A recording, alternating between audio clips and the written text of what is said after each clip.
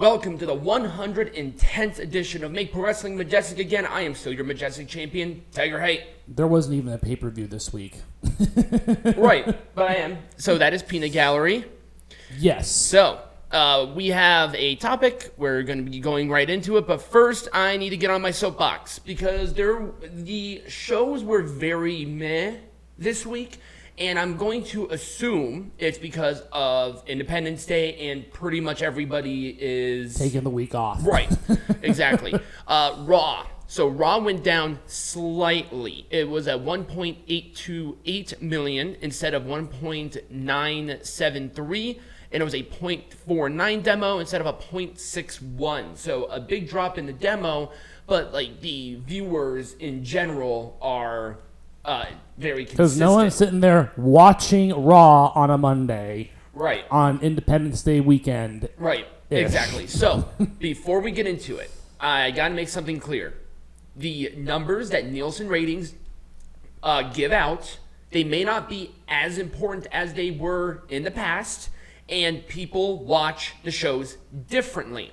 But it's the only metric that we have to determine a good show. And guess also who uses that metric? Any advertisers. Right. And the channels that host these things. So the reason why they're important is because it's the only visual metric that we have on people's interest in these programs. Right. Also, DVR. Who uses DVR? AEW fans. You don't combine DVR numbers with the Nielsen ratings to get a bigger number. DVR because does not matter. the advertisers don't really care about DVR numbers because DVR people just skip through the commercials anyways. Exactly. There's a reason why people record them. I skip through the commercials. Right. I am literally the person that they don't like. I watch the shows, streaming them on the internet, and I don't have commercials. So there you go. I just wanted to say that because I've been seeing a lot of this, and it's the dumbest thing I've ever heard in my entire life. I'm sure that people watch, I'm sure that over 1 million people will watch AEW, but we're comparing apples to oranges at that point. Right. Then you're just saying that 3 million people watch Raw. Oh, yeah, right. So then look at the numbers for that. And also, what about DVR people for WWE and Impact and all of these other shows? Right. It's like, if you're going to do it for one, you got to do it for all. Yes. It's not the rule for... It's the rule for thee, not for me. That doesn't work like that, So I just wanted to bring that up. I've been seeing that on Twitter. So have I. It's been driving me insane. So, the show was fine. I liked the brawl between Brock Lesnar and Cody. It was a really good way to start off the show. The Judgment Day and Rollins stuff, it was acceptable, but I feel like we're getting way too much Seth Rollins on Raw. I like Seth Rollins, but when he was having like 2 or 3 segments a show, I'm starting to get a little sick of it. He is the World Heavyweight Champion. I know he's the World Heavyweight Champion, but let's have some consistency on how many times they were on there, and we've learned from the past on overexposure. Well, and also Smackdown this week had a lot of bloodline stuff. Yeah, I'm going to complain about that too, because that was a problem. Yeah. And the same thing with AEW, with anything Blackpool Combat Club. It's really annoying. Like, seriously. Damian Priest and Shinsuke Nakamura had a fun match. They're just Maxine Dupree had a match, and she was absolutely awful. We're not watching that match, by the way. Oh, dang it! We will. I want a one-on-one situation though, because that was a 6-person tag. Oh, yeah, it was a 6-person tag with the rest of the Viking Raiders and Valhalla with Alpha Academy and Maxine. So it wasn't like everything. I think she did 2 moves. So wait, Maxine isn't with Maximum Male Models anymore? I guess not. She's competing now in matches, and she's not ready. Matt Riddle and Giovanni Vinci was a nothing sandwich, and I just don't like... And I will always complain about this. Why is the World Heavyweight Champion wrestling a non-title match on Raw? Like, that doesn't make any sense. Does they feel like it? No. It does not help the championship's value. How they're doing it with Roman Reigns is valuing the championship. Yeah. But they're just not doing it here. Anyway. Who was he in the match with? He faced Dominic Mysterio. Oh. That was the main event. Yeah. So, speaking of overexposure, Judgment Day are going to be going to NXT next week. And for obvious reasons, the numbers drop, the demo drop. It's not because there's not anybody interested in NXT. That happened to be people had other shit going on. It's the 4th of July. People were like, oh my God, look at the numbers. They're so bad. Yeah, it's called a federal holiday where the majority of the stuff that you do happens after like 4 or 5 o'clock in the afternoon. Right, it happens at night. People are getting ready for fireworks and drinking. That's where we were. I didn't watch the show until Wednesday during the day. Right. Because he and I, we went out, you know? I want to go out on fucking 4th of July, you know? Anyway, NXT, though, was not bad. I was actually quite impressed. It was 508,000 compared to 622, and it was a .13 demo instead of a .17. So not that bad. It's not the worst drop I've ever seen. They did have good matches, and also Braun Breaker and Ilya Dragunov are going to be in a program, and I am 100% for it. Mustafa Ali and Tyler Bate had a good match. I really like what they're doing with JC Jane and Lyra Valkyria. She's finally starting to click with me. Thank God. Right, they're finally. I was very skeptical at first, but she's really starting to grow into her own. Yeah, and the Creeds. So the Creeds lost against the Dyad in a loser leaves NXT match. That means they're being called up. Yes, and I'm okay with that. I love the Creeds. They're one of my favorite teams in NXT.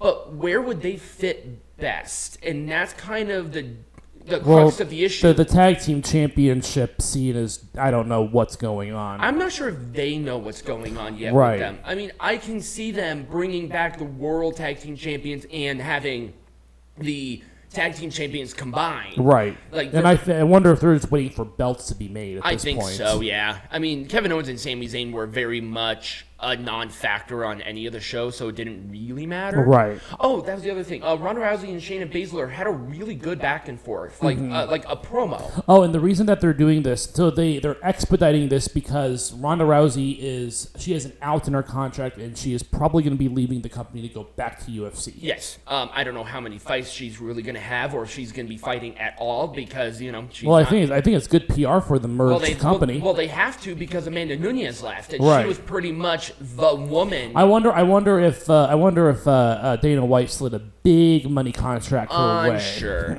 I'm sure of it. Let's get back to NXT. Anyways. The rest of it was fine. Kalani Jordan debuted. She's one of the new NIL girls. She has potential. Her promo skills aren't the worst. But she's shacking up with Dana Brooke, and I'm just not 100% thrilled about that. Oh, boy. Yeah. Anyway, let's go to AEW Dynamite. So Dynamite actually went up in numbers. So wow. They went from 809 last week to 855. So not the biggest jump. After this hangover time, people were just like, I don't want to do anything. Exactly. They're recovering. And it was a .29 demo instead of a .24. So, up on both. Not the biggest ones, but up definitely. Kenny Omega and Wheeler Yuta were the main event. That was a mistake because I guess Wheeler Yuta is hurt. Hooray! Yeah, apparently Claudio was extremely concerned because apparently it looked really, really bad. So I don't know. Oh, great. What did Kenny Omega do this time? Right. Adam Cole and MJF. I was skeptical of them as a tag team, but I actually like the chemistry that they have. A little comedic, but there's nothing wrong with that. They did a fun little celebration for Adam Cole's birthday. MJF went face first into some cake. This is your fucking world champion. People laughed. I got a chuckle out of it. I don't take MJF seriously as a credible world champion at this point, so who the fuck cares? Right. At least do something fun with it, That's true. If they have the chemistry of something a little bit comedic, they might as well. Tony was on the Coke. Yep. Jericho's promo was an absolute nothing, and apparently Jericho's considering leaving his own fucking faction and joining Don Callis' little family of idiots. Who's this? What? Huh? This is news to me. Who's the team of misfits that Don Callis is managing now? Right now, he's only managing Konosuke. Oh, great. So he's setting up a faction. He wants Jericho in it, and Jericho's like, maybe. Why do you want Jericho? Let's have some young guys. Let's put new people on the pedestal. Konosuke, great. That's fine. Put him in matches because he wasn't there. Like, seriously. There's a young upstart guy named Sammy Guevara they can put on there. How about we don't do that? Because I don't want to see more Sammy Guevara. I really don't. The Acclaimed continue to be misused. I do not know how Tony Khan managed to take his most popular act, The Acclaimed, and totally make them look like a bunch of dorks. Because now they're just in random 6-persons. Like, that's it. Whatever. And even though the match was good, why swerve in our glory? This is what's wrong with a blind eliminator. It doesn't do anything. Right. These two were in a blood feud. Yeah, and I think we talked about that at length last week. Yeah, we did. They were in a blood feud. Right. And they worked together. They were tagging in and out. As if nothing happened. Exactly. Where's the continuity? Where Right. is it? Because they didn't talk. They didn't do anything. Right. But I do like Orange Cassidy and Darby Allin as a team. Like, I'm okay with that because Sting is old and tired and he should be done. Anyway, let's go to Impact. I couldn't find ratings. That shouldn't be a shock at this point. This is the second to last go home because next week is go home for Slammiversary, Yes. which is next Saturday. Yes, it is. So there was some interesting And we'll stuff. actually be watching that one live. Yes, we will. It's a rare one, but it's on Saturday. By the way, please, AEW, stick with Saturday. WWE has it right. By the way, I learned this. Having the premium live events on Saturday was a Nick Khan decision. Huh. So good for him. Sounds like there's a con that's making some good choices. Right? I mean, look at the money. The design is collapsing because Angels is sort of conflicted with the design. It's like the design was sort of hurting. The design was with. the design has been just kind of on a downhill. Yeah. I don't expect the team to last too much longer at this point. The issue is that when Violent by Design was a team, they had championships. Eric Young was in the main event scene. Right. It seemed like a cohesive group.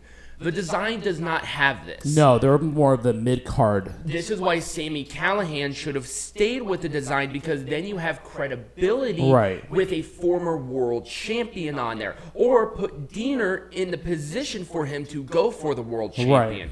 I mean, the world champion is a babyface right now. Right. So there should be no reason that they're not. At least give them a title. It could be the X Division or the digital media. They needed that credibility, and right now they just didn't have it. They put them in a bad position. Anyways, this happened before the injury, but apparently Steve Macklin and Bully Ray poured battery acid into the mouth of PCO and then lit him on fire. I can only suspend my disbelief to a certain amount.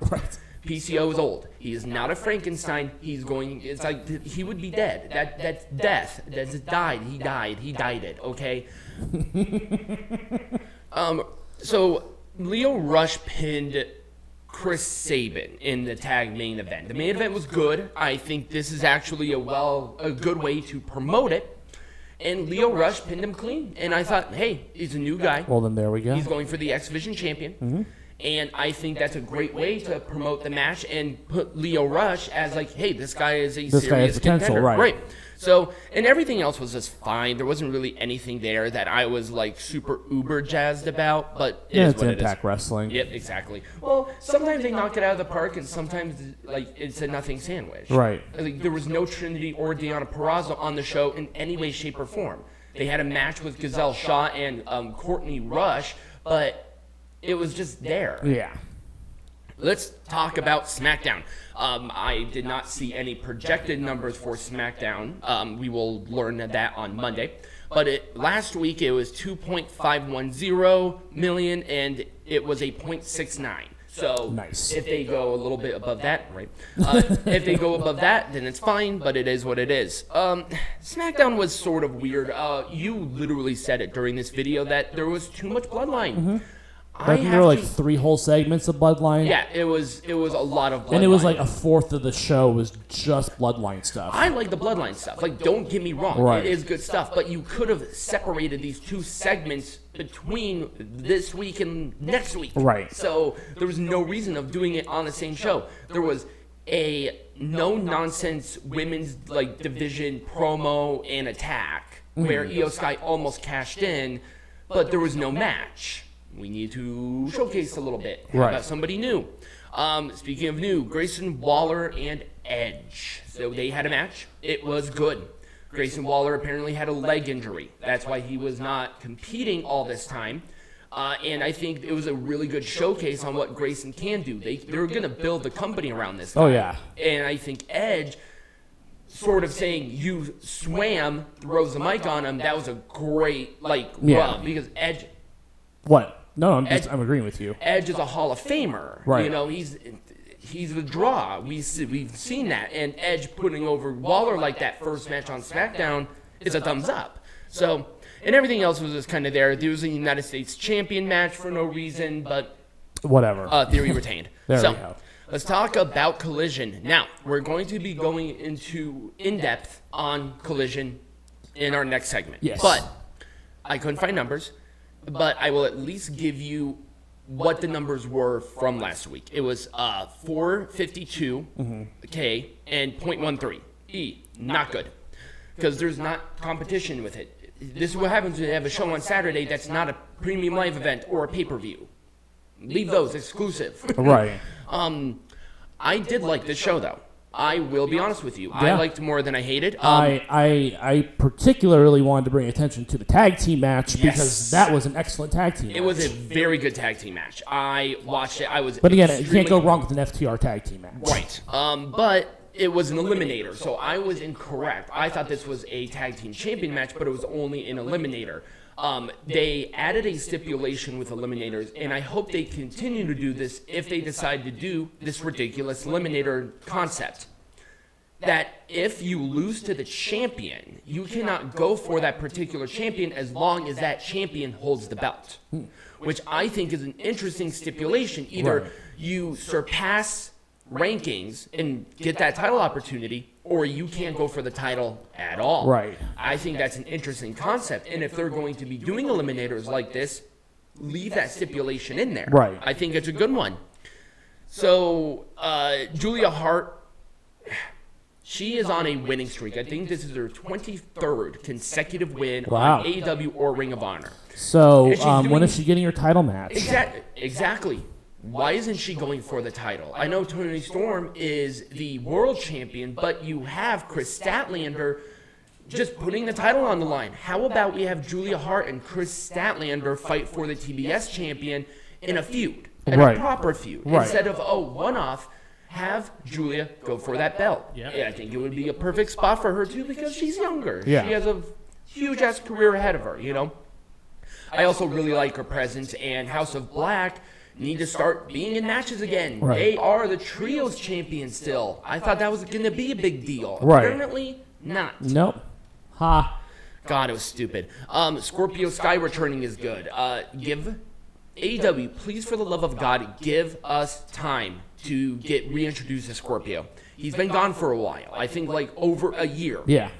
And he is a good talent. He's a great talent. You can build something around him. Yeah. They're not going to do that. No. I said the same thing about Powerhouse Hobbs, because Powerhouse Hobbs has really everything. He just needs a manager. Right. I'm not going to say why, because I don't have evidence of it, but there's something that both of those two gentlemen share. And I wonder why they're not getting pushed. They'd be pushing WWE.